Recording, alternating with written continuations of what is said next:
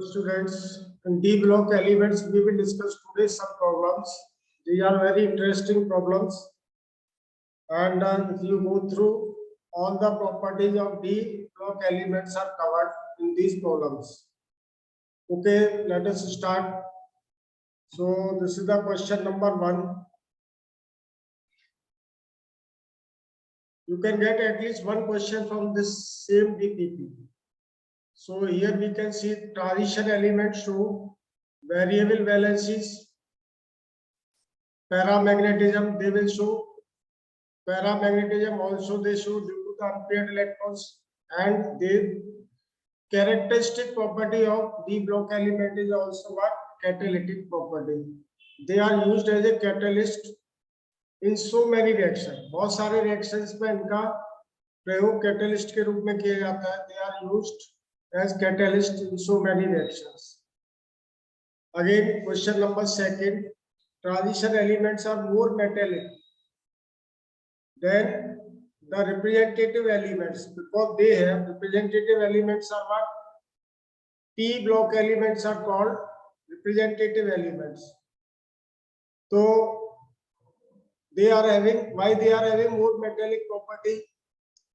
क्योंकि availability of d orbital for bonding, इनके पास d orbitals की availability होती है bond formation करने के लिए. So that's why they are showing metallic properties or more metallic properties than the representative elements. Again, next problem is one of the characteristics of transition element is what? Incomplete d orbital, incomplete f orbital, incomplete s orbital. तो क्या है इनका जो main property होता है वो d orbital incomplete होता है, जिसमें कि ये इलेक्ट्रॉन लूज कर सकते हैं या बाहर से ले सकते हैं. So this is the main property of transition metals. हमने देखा था इनका जो इलेक्ट्रॉनिक कॉन्फ़िगरेशन है वो n-1 d1 to 10 ns2. This is the general electronic configuration. General electronic configuration. तो क्या हुआ? Incomplete d orbital is the main characteristic of these elements. After this, densest transition element, यानी कि सबसे ज्यादा डेंसिटी किसकी होती है सारे ट्रांजिशन एलिमेंट्स में? तो वो क्या है? ऑस्मियम. ऑस्मियम की डेंसिटी सबसे ज्यादा होती है. इसके बाद देखते हैं maximum number of oxidation states of transition element is derived. तो मैक्सिमम ऑक्सीडेशन स्टेट किसका होता है? हमने देखा ना Mn के लिए 25 और इसका क्लासिफिकेशन क्या है? n- या 3d 5 4s2.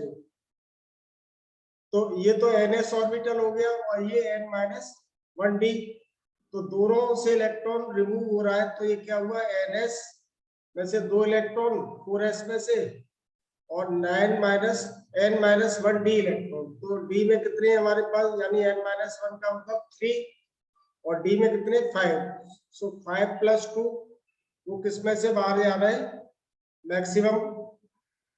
तो that is the D option. After that, which of the transition metal exhibit +8 oxidation state? कौन शो करता है? सिर्फ ये 2 एलिमेंट है. Like in osmium tetroxide, oxidation state of osmium is +8. सो सिर्फ 2 एलिमेंट है जिनका हाईएस्ट ऑक्सीडेशन स्टेट होता है इन होल पीरियोडिक टेबल. तो वो क्या है? Ruthenium and osmium. Most stable ion is, तो सबसे ज्यादा स्टेबल आयन कौन है? स्कैंडियम में +3 मोस्ट स्टेबल, Mn में +2, आयरन में +3. So this is the most stable cation Mn+2. क्योंकि हमने देखा है ना कि MnO4 में भी Mn in acidic medium it is moving from +7 to Mn+2 में मूव कर रहा है. Which shows highest magnetic movement. Magnetic movement की वैल्यू क्या होती है, mu equals to root n into n plus two. तो जिसके पास सबसे ज्यादा अनपेयर्ड इलेक्ट्रॉन होंगे, यार एन क्या है हमारे पास, number of unpaired electrons, number of unpaired electrons. तो किसके पास रहेंगे ये सबसे ज्यादा, वो देख लो कि देखो B3 में 2 इलेक्ट्रॉन S से जाएंगे और 1 इलेक्ट्रॉन जाएगा D ऑर्बिटल से। तो सिर्फ 2 इलेक्ट्रॉन बचे यहाँ पर अनपेयर्ड। Cr3 पॉजिटिव में एक इलेक्ट्रॉन S से, क्योंकि इसका जो कॉन्फ़िगरेशन है वो 3d5 4s1।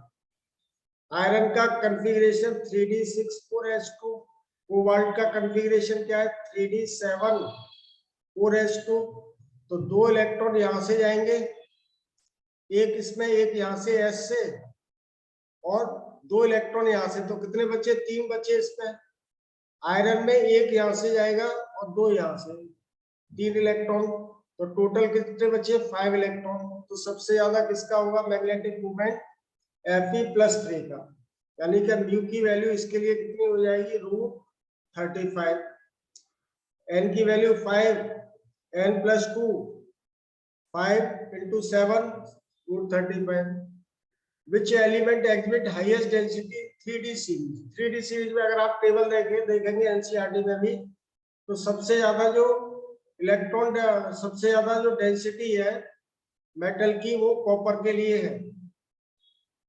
Copper is the most dense element in periodic table, sorry 3D series.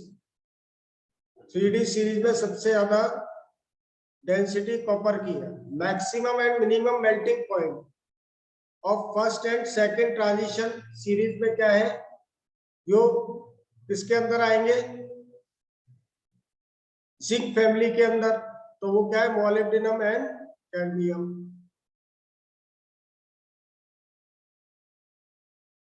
After that the following does not show variable valency. कौन नहीं शो करता है, जो ट्रांजिशन मेटल नहीं है। कौन नहीं है transition metal, zinc is not the transition metal. और स्कैंडियम भी नहीं शो करता है इसका first element of 3D series. Element which can show +2 +3 +4 +4 +6 +7 oxidation state is what, manganese. ये बहुत सारे ऑक्सीडेशन स्टेट को एग्जिबिट करता है। विच of the following ion is coloured in its aqueous solution. तो जिसके पास अनपेयर्ड इलेक्ट्रॉन होंगे वही कलर्ड होगा। इसके पास भी नहीं है, इसके पास भी नहीं है, इसके पास भी नहीं है, एक भी अनपेयर्ड इलेक्ट्रॉन इसके पास है। तो डी हो गया answer. Which of the following not an amphoteric oxide. तो हाईएस्ट ऑक्सीडेशन नंबर में जो भी मेटल होगा वो, सॉरी मिडिल ऑक्सीडेशन नंबर में जो भी जनरली होता है इनमें डी ब्लॉक एलिमेंट्स में, तो वो कैसा होगा, एम्फोटेरिक ऑक्साइड। तो लेकिन ये HgO इज नॉट, तो ये हाईएस्ट ऑक्सीडेशन स्टेट में कैसा होगा, एसिडिक ऑक्साइड, HgO हो गया। Which oxide of Mn is acidic in nature. तो ये बेसिक होगा MnO और ये एसिडिक होगा हाईएस्ट ऑक्सीडेशन नंबर में। After that in which of the following element the configuration is against of principle. यानी कि जो एक्सेप्शनल केसेस हमने देखे थे, और एक्सेप्शनल केसेस किस किस पे थे हमारे पास, पैलेडियम, प्लेटिनम, कॉपर, इन सब में थे। ये 3 एलिमेंट हो गए जो कि ऑफ प्रिंसिपल को फॉलो नहीं कर रहे हैं, क्योंकि यहाँ पर एस से एक इलेक्ट्रॉन किस में जा रहा है, डी ऑर्बिटल में जा रहा है, इसलिए ये एलिमेंट ऑफ प्रिंसिपल को फॉलो नहीं करते। An element M has the electronic configuration. ये किसी एलिमेंट का एक है, तो which one of its oxide is unlikely to exist. तो देखो ये किसका हो गया, Mn का हो गया, मैग्नीज। आर्गन के बाद में, आर्गन में कितने इलेक्ट्रॉन हो गए, 18, और 20 25 हो गया एटॉमिक नंबर। तो Z की वैल्यू 25 किसके लिए, Mn के लिए। तो Mn +8 में नहीं शो करेगा, +8 का ऑक्साइड नहीं बनाएगा। तो क्या हुआ answer C. In which of the following compounds iron has the lowest oxidation state. तो सारे जो डी ब्लॉक एलिमेंट्स हैं वो बेसिकली कार्बन मोनोऑक्साइड के साथ जो कार्बोनिल कंपाउंड बनाते हैं उसमें यहाँ इनका ऑक्सीडेशन स्टेट ऑलवेज क्या होता है, जीरो होता है। तो यहाँ पर इसका ऑक्सीडेशन स्टेट क्या हुआ, जीरो हुआ आयरन का। यहाँ पर +1 शो कर रहा है, यहाँ पर +2 शो कर रहा है, यहाँ पर भी +2 शो कर रहा है। Pyrolusite in MnO2 is used to prepare KMnO4। तो MnO2 से जब हम KMnO4 बनाते हैं तो फर्स्ट जो होता है हम क्या करते हैं कि इसको फ्यूज करते हैं KOH के साथ। KOH के साथ फ्यूज करने पर यहाँ पे इसका ऑक्सीडेशन नंबर +4, तो ये +6 में चला जाता है।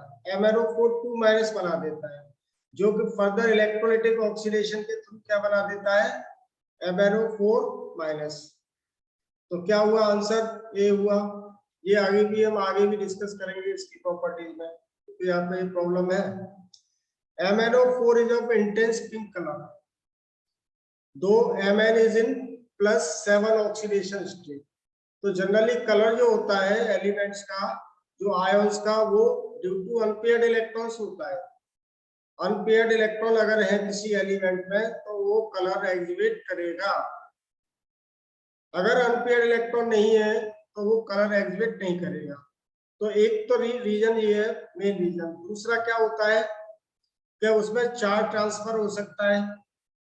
तो charge transfer metal to ligand हो सकता है या लाइगेंड टू मेटल हो सकता है। तो यहाँ पर क्या चार्ज ट्रांसफर हो रहा है कि charge transfer when oxygen gives its electron to Mn making it. तो देखो MnO4 में क्या हो रहा है कि माइनस में एक ऑक्सीजन इसको इलेक्ट्रॉन दे रहा है, तो ये बन गया हमारे पास, ये बनना बिगड़ रहा है बार बार। ये वाला बॉन्ड जो है वो नेगेटिव चार्ज यहाँ आ गया Mn पे, तो +7 से +6 हो गया। और ये दोनों रेजोनेंस स्ट्रक्चर है बेसिकली। तो एक क्या स्ट्रक्चर है, ये है। तो due to charge transfer, charge कहां से ट्रांसफर हो रहा है, O- से Mn की तरफ जा रहा है और फिर वो वापस आ रहा है। तो उसके कारण क्या हो रहा है, ये it is showing the colour. तो इसका कलर पर्पल कलर का दिखता है हमें इसी कारण। तो क्या हुआ answer C. Which of the following is incorrect statement. Both MnO4 and MnO4 2- have tetrahedral shape. This is correct one. MnO4 is purple and this ion is green. This is also correct. MnO4- and MnO4 are diamagnet. This is not correct because here Mn +6 means इसका configuration क्या है, 3d1 4s0। तो 1 electron क्या है यहाँ पे, unpaired है। तो ये कैसा होगा, पैरामैग्नेटिक होगा। MnO4- डायमैग्नेटिक है, ये कैसा है, पैरामैग्नेटिक है। तो आंसर क्या हुआ C. After this we can see which is the correct statement about. तो Cr2O7 का स्ट्रक्चर क्या है, this Cr double bond, this is double bond O-, double bond O, double bond O-O-। तो क्या कह रहा है, it has neither Cr bond nor O-O bond. It has Cr bond. It has Cr bond. It has, so this is not having Cr bond. What bond it is having, CrO-Cr। और इसमें कोई भी peroxide linkage भी नहीं है। तो answer A हुआ। 1 mole of each KMnO4 and K2Cr2O7 can oxidize how many moles of ferrous ion। तो इसका n फैक्टर कैसा होता है, 5। यहाँ पे n फैक्टर 6 होता है और इसमें Fe+2 से ये +3 में जा रहा है। तो ये 1, यानी कि इसका 1 मोल MnO4 का, KMnO4 का वो 5 मोल को ऑक्सीडाइज करेगा और K2Cr2O7 कितने मोल को ऑक्सीडाइज करेगा, 6 मोल को। तो इसका आंसर क्या हुआ, 6 हुआ। इसके बाद देखते हैं which one of the following not oxidize by acidified KMnO4। तो KMnO4 ऑक्सीलेट को ऑक्सीडाइज करता है, आयोडाइड को भी ऑक्सीडाइज करेगा, फेरस सल्फेट में फेरस को ऑक्सीडाइज करेगा, सल्फेट को नहीं करेगा। अब सल्फेट क्या है, ऑलरेडी ये हाईएस्ट ऑक्सीडेशन स्टेट में है, तो फर्दर इसका ऑक्सीडेशन पॉसिबल नहीं है। तो क्या हुआ आंसर डी। वेरी अगेन देखें, the compound that will not turn dichromate solution green. तो डाइक्रोमेट इसको ऑक्सीडाइज करेगा, फेरस को ऑक्सीडाइज करेगा, आई माइनस को करेगा। वो किसको ऑक्सीडाइज नहीं करेगा, वो इसको ऑक्सीडाइज नहीं करेगा, H2O2 को। तो क्या आंसर हो जाएगा हमारे पास यहाँ, इसका आंसर हो गया ये ए।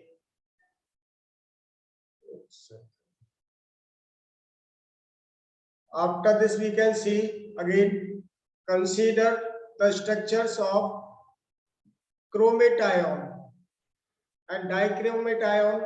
The true statement is, तो डाइक्रोमेट आयन हमने देख लिया, और क्रोमेट आयन का स्ट्रक्चर क्या है, ये O माइनस O माइनस। तो two chromiums in chromate form a bond to form, no, this structure we have seen just 3 Cr bonds in dichromate are equal length, no, 6 are there.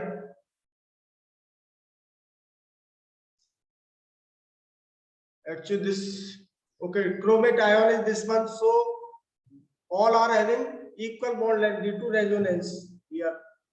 In dichromate, CRO bond length in the tetrahedron are shorter than CRO bond length linking the two. This is correct, because here these bonds are the double bonds here, so they are having double bond character, and this is the completely sigma, so this will be the larger, this bond is larger, and these are the shorter bonds, so that statement is correct. After that we can see multiple correct acidified K2Cr2 changes to green, because ये Cr+6 से किसमें जाएगा, +3 में जाएगा। यहाँ पे ये orange colour है इसका, और इधर ये ग्रीन कलर हो जाएगा। तो जिसको भी ये ऑक्सीडाइज कर देगा, किस किस को ऑक्सीडाइज कर सकता है, SO2 को ऑक्सीडाइज कर देगा, Fe को ऑक्सीडाइज कर देगा, Ki को ऑक्सीडाइज करेगा, NaCl यानी Cl- को भी ऑक्सीडाइज करेगा। तो ABCD इसका आंसर हो गया। सो हमने देखा 30 प्रॉब्लम अभी डिस्कस किए, नेक्स्ट क्लास में और 30 प्रॉब्लम डिस्कस करेंगे। तो ये सारे प्रॉब्लम बहुत ही इंटरेस्टिंग थे, यानी पूरा चैप्टर आपका ऑलमोस्ट रिवाइज हो गया, डी ब्लॉक एलिमेंट्स। अभी मैं I am leaving now, okay, by two everybody.